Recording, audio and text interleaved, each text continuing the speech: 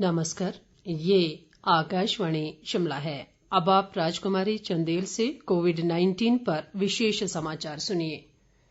केंद्रीय स्वास्थ्य मंत्री डॉक्टर हर्षवर्धन ने कहा है कि भारत शीघ्र ही कोरोना महामारी से पूरी तरह निपटने में सफल होगा।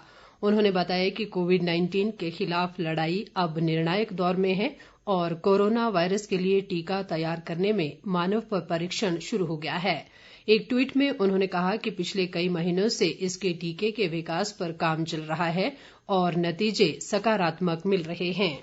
देश में कोरोना संक्रमित व्यक्तियों की उपचार के बाद स्वस्थ होने की दर बढ़कर 62.61% हो गई है और अब तक 7,87,000 रोगी ठीक हुए हैं। देश में मौजूदा समय में कोरोना पॉजिटिव लोगों की संख्या 11,18,043 हो गई है। मौजूदा समय में देश भर में 3,90,459 कोरोना पॉजिटिव विभिन्न अस्पतालों में उपचाराधीन हैं। इधर प्रदेश में कोरोना वायरस के मरीजों की संख्या बढ़कर 1,521 हो गई है। मौजूदा समय में 436 कोरोना पॉजिटिव विभिन्न अस्पतालों में उपचाराधीन हैं और 1,059 मरीज उपचार के बाद स्वस्थ हुए हैं। पिछले 24 घंटों के दौरान प्रदेश में कोरोना के 64 नए मामले सामने आए हैं और 29 कोरोना मरीज उपचार के बाद स्वस्थ हुए हैं। सिरमौर और सोलन जिलों में सर्वाधिक 26 व्यक्तियों की रिपोर्ट कोरोना पॉजिटिव आई है। इसके अलावा कांगड़ा जिला से 5, ऊना से 4, हमीरपुर से 2 और मंडी से 1 कोरोना मामला सामने आया है। स्वास्थ्य विभाग द्वारा कल शाम जारी बुलेटिन के अनुसार अब तक प्रदेश में 1,15,298 कोविड टेस्ट किए गए, जिनमें से 1,13,621 लोगों की जांच रिपोर्ट नेगेटिव आई है। केंद्रीय स्वास्थ्य मंत्रालय के अनुसार देश में कोविड-19 महामारी से मरने वालों की संख्या पहली बार 2.5% से कम हो गई है। मंत्रालय ने कहा कि भारत में इस संक्रमण से मरने वालों की दर दुनिया में सबसे कम है।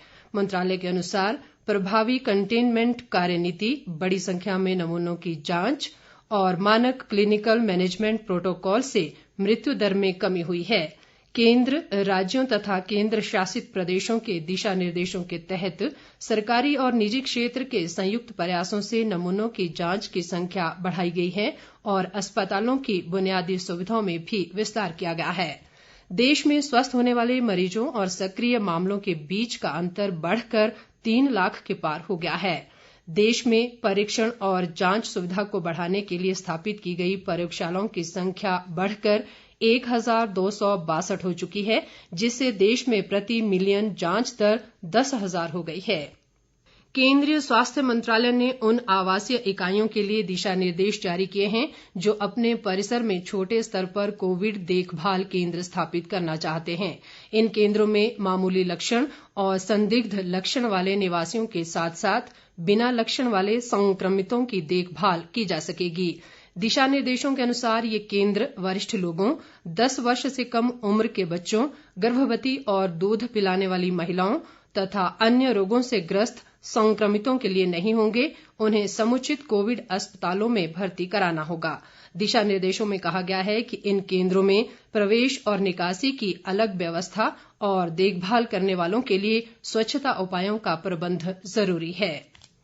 कांग्रेस विधायक विक्रमादित्य सिंह ने राज्य सरकार पर कोरोना महामारी से निपटने में विफल रहने का आरोप लगाया है। शिमला में पत्रकारों से बातचीत में उन्होंने कहा कि बाहरी राज्यों से आने वाले किसी भी व्यक्ति की कोविड जांच नहीं हो रही है। उन्होंने मौजूदा हालात में प्रदेश में पर्यटन गतिविधियां शुरू करने के निर्णय को भी गलत करार दिया है।